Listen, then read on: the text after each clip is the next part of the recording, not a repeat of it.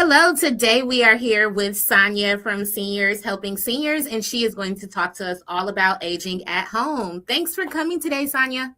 Thanks for having me, Paris. Appreciate it.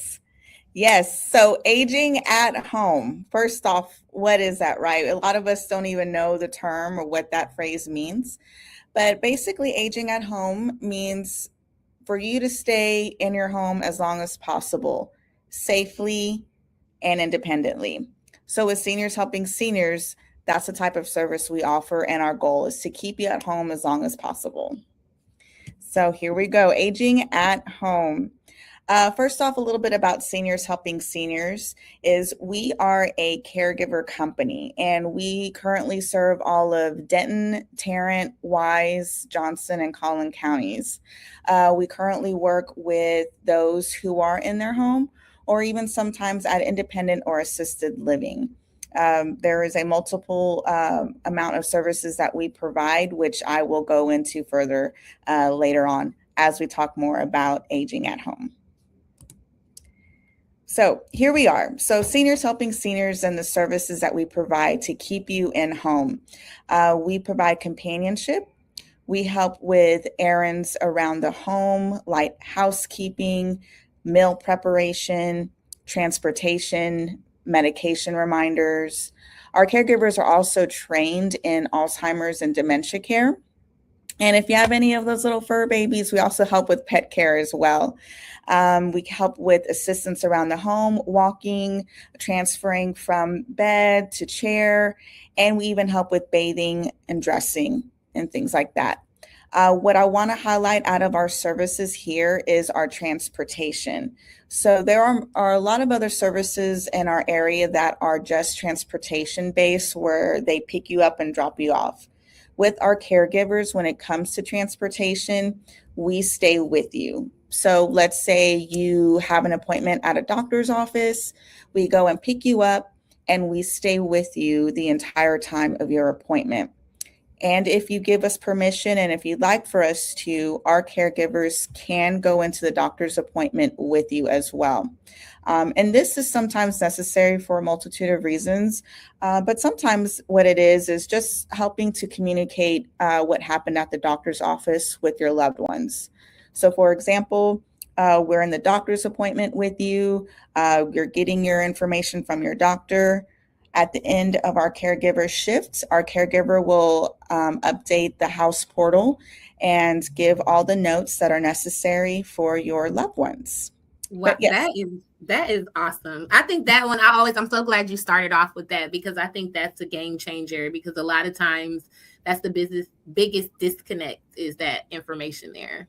absolutely. And this is something coming from experience. So I'm personally 4 hours away from my family, Mhm. and having communication is so important. So at the end of a shift, knowing how their day went at the salon or going to the Right. grocery store or what the doctor said and when the next appointment is very important. So our caregivers can communicate that information through our portal and what happened. That's awesome. Okay, great. So here we are, just a little review. What we'll be discussing a little further down is, of course, aging at home for not only yourself, but for your loved one, and what those signs are. When is it time to get help? And 10 things to consider when hiring a care agency. And of course, the financial part of it as well. It's always part of it, right? Right. Okay, so thinking about aging at home for your loved one. So this is very important, especially if you are the caregiver currently right now for your loved one. One thing that we always like to ask our potential clients, if they have their children with them or a spouse with them, in the initial assessment, we'll ask them currently, how are you doing? Are you tired? Are you having trouble keeping up with taking care of yourself? Are you finding that you are just completely out of it, meaning just exhaustion? You can't remember where things are for yourself, and you just kind of feel like you're running on low, on zero. That's a very good key indicator about it's time to start discussing care for your loved one. And you'll notice things about your loved one who you're currently taking care of, right? Are there memory loss? Are you noticing there's physical changes? Are they having trouble getting from out of the bed into their chair? Are they having trouble feeding themselves? Maybe even their hygiene, they're having trouble keeping up with on their own. Once you start noticing those daily living activities are kind of struggling, that's another key indicator that it might be time to start discussing care for your loved one. A little bit further going down here, we little talked about already appearance, but driving, this is a hard one, right? Because we don't want to lose our independence. It's very hard for us to even think about there might become a time where we may not be able to drive anymore, but we have to think about this. It is a topic we have to discuss and think about. So if you noticed your loved one might be having trouble driving, whether it be for visual impairment or memory loss issues, this is something that needs to be discussed about. Now, how are we going to handle those transportation concerns? And of course, in the home, with Seniors Helping Seniors, we can go into the home and do a safety assessment if you're just kind of planning for the future. But if you start noticing that there are tripping hazards, there's spoiled food in the refrigerator, dirty dishes in the sink, dead plants, these are all kind of indicators that the everyday activities are slipping, and it's time to ask why. Now, for you, it is never a bad idea, and Paris, you would agree with me on this, right? You talk a lot about this, is planning Absolutely. early, right? Like there's no excuse, but it's never a bad time to start planning for your future and what the other half of your life is going to look like. So for me, for example, currently right now, my husband and I, we live 4 hours away from my family. So for me, what does that look like personally? Are we going to stay up here? And if that's the case, then we were going to eventually need caregivers ourselves. So we may need to be starting planning about how that's going to look like for us. Are we going to be hiring an agency? Things like that. How long will you want to be planning to stay at your home, right? The answer is always long as possible. So how can that happen? Make a list of pros and cons of your own situation. So let's say you are like me and you're 4 hours away from your family, then what are your resources that you have available for yourself? Or if you are in town and your mom and dad live down the street from you, cousins live about 10 minutes away from your house, and if they're able to be a resource, then what does that look like? Because something we also need to think about is respite care. And what that is, when does the caregiver get help? And so that's something to also think about as well. Discuss your thoughts with your family and friends. Remember, they're part of the decision making as well. Even though you may not have it on paper, those power of attorney type of discussions, it's still a plan that needs to be talked about. So they're aware of how you want to move forward. Consider again your personal situation at your home. So, what are your limitations? What are your preferences? A lot of discussions that we have with our caregivers or our clients is we're in their home and we get to know the client, right? And so we talk about what they still want to do as long as they can. So if someone wants to go to a senior center as long as they can, okay, how are we going to make that happen? Yep, that second bullet point, the likes and dislikes are so important. Yes, that, and we still like to go get our nails done in the salon. Right. So if that's something we still want to do, then absolutely. If our interest is going to the libraries or going on to a park and just sitting down and have a cup of coffee, mingling, how are we going to be able to maintain that and still make it happen further down the road?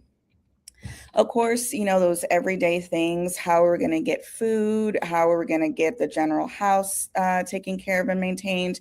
And of course, there's that financial thing that we need to talk about as well, but it is definitely part of the decision making. So you have a plan. What you should use or why you should use a caregiver agency. For me, point blank, is if you're tired and you're having trouble just getting through the day, it's time to get help. I know it's always going to be a hard decision to make, and we come across this a lot. We think we can do it all for as long as possible, but the thing is that we all need help. And so Right. when you start feeling that kind of energy, you just feel like you can't keep up, that's a key indicator that you're probably about 2 steps behind and you need to get help. So life doesn't have to be hard or complicated. Those daily activities of life, they can still continue without it being um, troubling or hard. Mhm. And that's at the point, we got to be able to accept it's okay. And it's going to come a time when we're all going to need help. Right.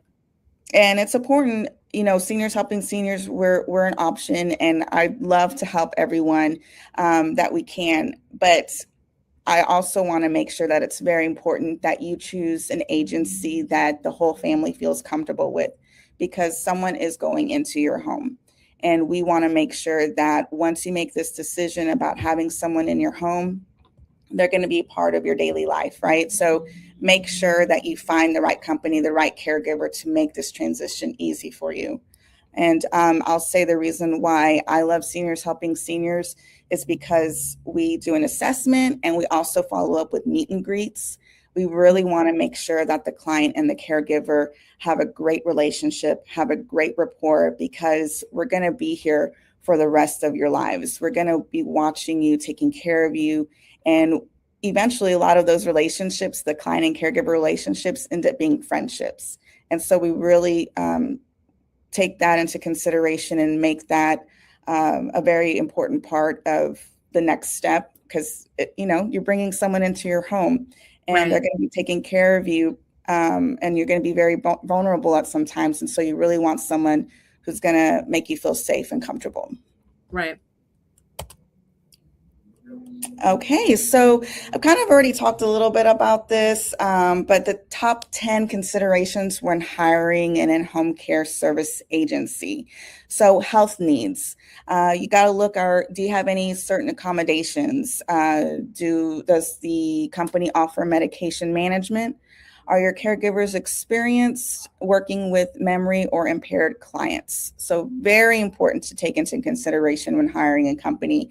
You want to know who is on staff and how they train and background check. 2, help and needs. So, what kinds of household tasks can your mom or your loved one get help with? Can caregivers run errands for mom? And can caregivers help take care of and play with dad's dog, right? So, again, this all ties into your home, your day to day ins and outs. Is your caregiver now, who you're going to be able to bring into your home, going to be able to basically jump into your lifestyle, right? Are they going Right. to be able to just kind of merge and come in and be part of the family? Very important. That's why those assessments and meet and greets are very important. Personal preferences. Does your caregiver match, with mom's certain preferences, right? And we get this a lot. Yeah. We have people are smokers, and so Right. we're not going to bring a caregiver who gets sick with smoke, right? So Yeah. we need to know your preferences. We need to know your lifestyle, where you're currently at. We're going to meet you with where you're at, right? Right. And that's why we're going to have those meet and greets. They're important. Yeah, they are. They Because it are. doesn't work if the person doesn't, if they don't match, then you won't get the full value. Exactly, exactly. And that would just make it a bad day for everyone, right? So you want to make sure that everyone is happy. Transportation. Here we go. So again, very important. Does the caregiver service offer transportation? How does that look like? What does that entail? Does the caregiver use their own vehicle, or does mom really love her car and she only wants to be in her car, right? So is that going to be an exception? So those things we got to think about. Language, very important, right? It's that whole rapport, relatability. If there are any specific languages one speaks, got to make sure everyone is understood at the home, right? So something to take into consideration. Availability, this is very important. You have to know what times and days your mom, your loved one, or you really need the help. We really ask this question because we really want to make sure that the person who we're talking to really understands those days, your schedule. And I want to point this out and talk about this a little bit because for those who have dementia or Alzheimer's, Mm-hmm. there's certain times of day where agitation might occur for someone who is unfamiliar for no apparent reason. Right. So you really have to know what the whole day looks like for your loved one or for yourself. And then that way, when you're talking to a home care agency, you can say, you know what, for some reason around 4 or 5 o'clock, we seem to be really struggling. So Monday through Friday from 4 to 8 would really help us. So something to think about. Care management. Do you provide care management services? And what is the process for care management? Care management. This, I want to say, is just basically everything in totality, right? So, what type of services does everything entail? And that also talks about the communication part. So, when I was discussing earlier, the caregiver will talk about, the day, import the information into the family portal. It's just everything in totality, how the beginning of the process looks to the end of the day shifts. Quality management. How do you monitor your caregivers? How do you track and ensure the quality of mom's care? And if I have a problem with a caregiver, who should I contact? This is something that is very important. You want to make sure that the home care agency is licensed and bonded. You want to make sure that if you do have a problem or a concern, who you can contact. So it's very important from the very beginning when you're having your initial assessment, when you're having your first meet and greet, these steps and processes. We definitely want to make sure everyone has all the information that's available to them, and then that way they'll know where to go. Insurance and liability answered, right? So make sure they're bonded and insured. Background checks, very important. What's all included? Very important to ask these questions when you're doing an assessment with your home care agency, how they do the background checks, and make sure that they are licensed and bonded. Qualifications. We all want to know qualifications, right? Very important. So ask for references. Let your home care agency know this is exactly who I'm wanting. They need to have these type of qualifications. And it's the home care agency's job at that point to make sure they connect you with the correct caregiver who meets your standards. There's no shame in being picky. We want you to be picky. We want you to know what you want so we can provide you the best caregiver. Paying. So here we go. Paying, the fun part, right? Right. There are multiple ways to pay for caregiver services. A lot of companies have their options. I will tell you, for seniors helping seniors here in the area that I work with, how we accept payment is long-term care insurance. We're also contracted with the VA. So if a veteran qualifies through their VA benefits, they could potentially get a caregiver at no cost. Also, for a surviving spouse of a veteran, if they qualify, they could potentially get assistance for care. But other than that, it is private pay, and each agency will have their specific rates. I will say that ours, it stays the same. So if need increases, the price does not change. And we also offer 24/7 care as well. But look into all of your policies that you have, and Paris can probably even talk more about this too at this point. What health insurance can cover, Medicare, Medicaid, what all the options are, because there's some agencies that can't accept health insurance. Sonja, what's the kind of like starting hourly rate for your services? Yes, for my particular area, we are $33 an hour. Okay. Yes. Which is good to know. I love asking every year because, that's something to think about when you're planning out. Because if it's 2026 and it's 33 an hour, you have to be mindful of that plan. So perfect. You do. We do. And that is something to think about. And I will even say this, we work with an assisted living locator service as well, who's part of our network, and she gives great advice. So she always states to plan for inflation between 3 to 5% every year. So take all of that into consideration and what your plan looks like and how you're going to financially be prepared for it. So it's something to keep all of those things into consideration. For real. But yeah, here we go. Long-term care insurance, VA, or private pay. Mm-hmm. And that's it for me, Paris. Anything any further questions? Anything we should kind of be going over with a little bit more? Well, I love this is great. And I think like I really one slide for sure that stood out, all of them for sure, but thinking of things to look at when you know that it's time to get more information, like dirty dishes, expired food. That really stood out to me. I was thinking, I have an older mother, and a lot of times it would be like she put away the soup and she said she was going to put it into smaller bowls, and now it's been 3 days before it's done. So I think that's nice. Also, like, so I know this is it more so like how fast does it take to get somebody onboarded? Like if I decide that I need the services, I don't know, how long does it kind of take to get someone up and running? It can take as quickly as between 24 to 48 hours.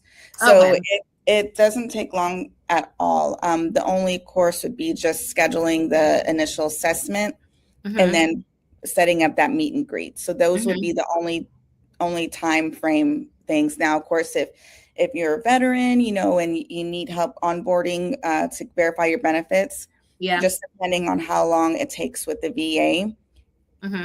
can add maybe a few weeks, Right. but Right. other than that, usually we found out with private pay, it can happen within a matter of a week. Long-term care insurance, once that policy is contacted saying you're going to start with us and Mm-hmm. getting that process going, can take about a week or two. Is there a certain, like, say I get matched with Sonja, I love her, I needed her, maybe 20 hours initially, but then I'm getting better, but I still want to make sure I still have access to Sonja. Is there a certain like way you keep up with that, or how do families navigate that? Yeah, absolutely. With that, family portal is one way to communicate with our management and our Mm-hmm. scheduler about the needs. But we usually like to do monthly assessments. We'll follow up with our clients, check in, say, hey, how are things going? Are your needs increasing or decreasing? So we really keep in constant contact with our clients and our caregivers as well. We do have a minimum per week hours. Mm-hmm. Minimum is 8 hours a week, Okay. and we like to split that up into two shifts, so 2 4-hour shifts. Mm-hmm. But again, we can go as long as 24/7 care as well. And another one that was interesting, I didn't think about, is that an option for the caregiver to drive my car? Absolutely, absolutely. It's a preference, and I'll say this, that my grandparents, they're very particular about their vehicle and how they get from and to places. Right. And this is a hi to my grandparents. But there's a certain way they like to get in and out of a vehicle, and they Yeah. have a preference for that. So, and I'm sorry, I thought I had silenced things, but here we are, technology. But yeah, that is an option. So it's about how your everyday can be consistent, how your everyday can still be the same. It's just we're adding a friend. Mm-hmm. And this is so great. And like you said, there's no like age requirements. So even like you see a lot of younger folks that have like, if I needed my hip replaced, there's not an age requirement to use the senior, or is there for seniors helping No, seniors? no, not really. We try to help everyone as much as Okay. we can. And what makes us really special with seniors helping seniors is our caregivers. We hire mature caregivers. Yeah. So we definitely hire those who have been a caregiver their whole life, or they're Okay. even retired nurses, retired LVNs, Mm-hmm. or simply retired, and they are also missing the companionship part of it as well, right? So yeah, we can help as many of all kinds. It's just our motto with seniors helping seniors. Our caregivers just tend to be a little bit more on the mature That VIP makes sense. side, right? Is what I like to call it. It sounds so good. I was ready to think of like who my friends need to like, but yes, yes. Yes, yes. No, I love that. I love that. Well, good. Thank you so much. I think it's great. I definitely want to have you come back again. I wanted to go over kind of a high level on this, named it perfectly or went over it perfectly, because it's great reminders to think about like what's really going on at home and planning for the future, because we all know someone that went through something, and we're all kind of in that scenario here with our family. So thank you so much for that Thank you for information. having me, Paris. I appreciate it. It's been fun. For sure. All right, I'm going to log us off.